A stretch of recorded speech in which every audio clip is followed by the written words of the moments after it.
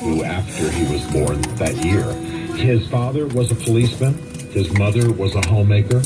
Good people, literate, deeply moral, committed to church. So he would have lived in the home of a law enforcement officer. He would have lived in the home of people who talked about the world around the table. But there was a tragedy that occurred early in Paul's life that really, I think, shaped everything he did afterwards. Exactly a week before Christmas in 1921, his father, a policeman, after finishing his day of service, went rabbit hunting with a friend. Later in the evening, it was cold. As they were coming back from the hunt, they saw a car pulled off to the side of a country road. They assumed it was in trouble, that it had broken down, that somebody was in need on that cold Tulsa night. And so these two men pulled over to see what was needed. As soon as they pulled up, even with the car, they saw that there were 4 men in it. The windows came down and shotguns came out of the windows. These were criminals. These were men who had just been robbing people. And those shotguns fired into Officer Arant's car. That was Paul Harvey's original last name, Arant. And Paul Harvey's father was mortally wounded. He didn't die for another 48 hours, but he did die and of pretty ghastly wounds. Well, Paul was only 3, but he, without question, was of course impacted by this death, the grief that filled the house. This was at a time when the community would have pulled together, not just because Paul's father was a policeman, but also because he was so respected in his part of Tulsa. So Paul Harvey grew up with this legendary father murdered by the side of the road a week before Christmas. And one of the reasons I think he was able to get in touch with the dark side, the pain, the tragedy of life, is that he spent Christmases, and especially that first Christmas when he was 3, with an empty house, so to speak, a father missing, a mother in tears. Everything in his youth was diminished by the tragic and needless, cruel murder of his father.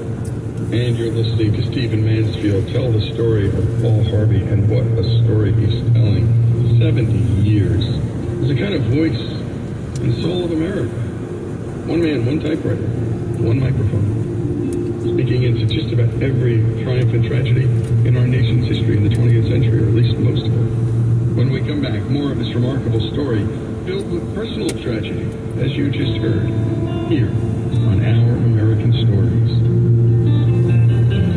This is Lee Habib, host of Our American Stories, the show where America is the star of the American people, and we do it all from the heart of the South, Oxford, Mississippi. But we truly can't do this show without you. Our shows will always be free to listen to, but they're not free to make.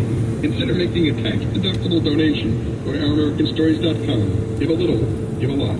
That's OurAmericanStories.com. Now, the most up-to-date weather forecast here on KFEQ. Pretty clear out there for the early morning time. That overnight low right around 70. We're sneaking up to 100 later on Monday with lots of sunshine coming our way. Monday night clear, low 75. We're back into the low 90s for Tuesday and Wednesday with dry weather. We may sneak in a couple of showers by Wednesday night. Dry on Thursday. I'm meteorologist Jennifer Day or more. If you're struggling with weight and frustrated with dieting each and every year, Mark Patrick Seminars can help. Join the over 5 million people who are attending seminars that feel great weight loss results.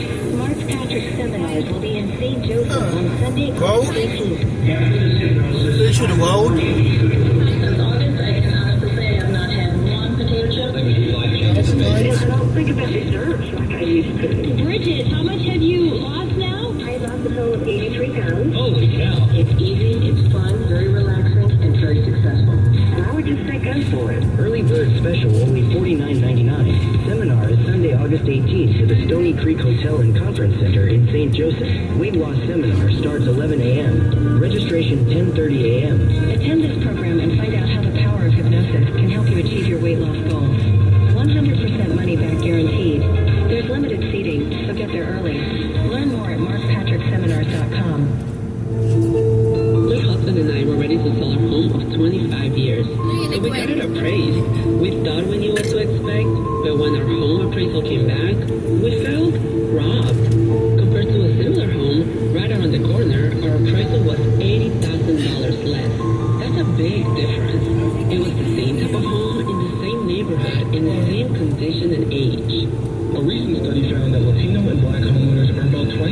these white homeowners to get low appraisals. For example, one black homeowner received an appraisal more than double the original after removing family photos, black art, and books from her home. If you believe your home has been unfairly appraised because of race or national origin, that could violate the Fair Housing Act. Contact HUD at hud.gov/fairhousing. That's hud.gov/fairhousing. Everyone has a right to fair housing. A public service message from HUD in partnership with the National Fair Housing Alliance. Do you know a veteran in need? Nation's Finest, through the VA Supportive Services for Veteran Families program, helps veterans and their families struggling with rent, employment, and other housing-related costs. Today, Nation's Finest operates more than 30 locations in California, Arizona, and Nevada, helping thousands of veterans every year. Visit nationsfinest.org or call 1-833-468-9676. That's 1-833-468-9676. Listen to Algorithm wherever you get your podcast.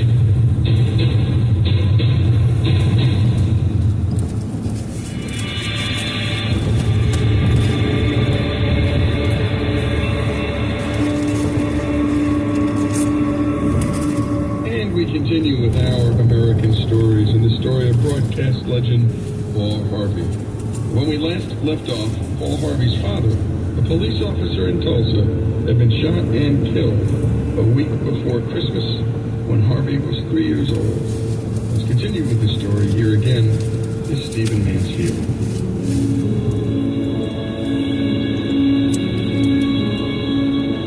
I think that young boys who lose their fathers search the pages of history for father figures. The psychologists tell us this is true.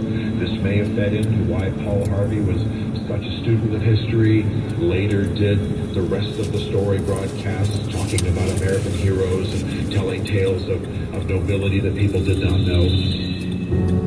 A fatherless boy found perhaps in the nation and its leaders and its fathers and its great heroes a bit of a father figures that filled his soul. And so he would speak of a Lincoln, or he would speak of a Thomas Alva Edison, or he would speak of a George Washington, almost as though he was a father figure to young Paul Harvey. And I think also it's what sent him to literature. It's what made him love words. It's what made him love communicating. He was building in his life community and fatherhood and connection that wasn't there as naturally as it might have been had his father lived. And it made him a man given to a bit of hero worship. He respected those in uniform. He respected those who fought for the nation. Paul did become, through his career, really a voice for law enforcement. A policeman is a composite of what all men are, I guess, a mingling of saint and sinner, dust and deity. Cold statistics wave the fan over stinkers, underscore instances of dishonesty and brutality because they are news. What that really means is that they are exceptional, they are unusual, they are not commonplace. Buried under the froth is the fact. Now it's interesting, he wasn't blind.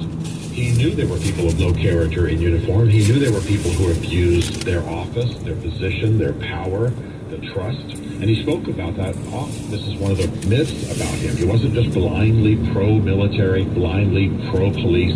He knew that people of low character could occupy those uniforms and those positions. And he castigated them in his broadcast. The fact is that less than 0.5% of policemen misfit that uniform. And that is a better average than you'd find among clergymen. He was, while other news broadcasters were trying to be objective and maybe trying to build audiences by talking about the negatives, he didn't hesitate to advocate. He would describe the life of a policeman. He would describe the sacrifice. He would describe the low pay. He would describe the dangers. And law enforcement revered him, not just because he was their advocate, but he brought understanding of their lives to the American people at a time when there were some calling policemen pigs and gunning for them, assassinating them. What is a policeman?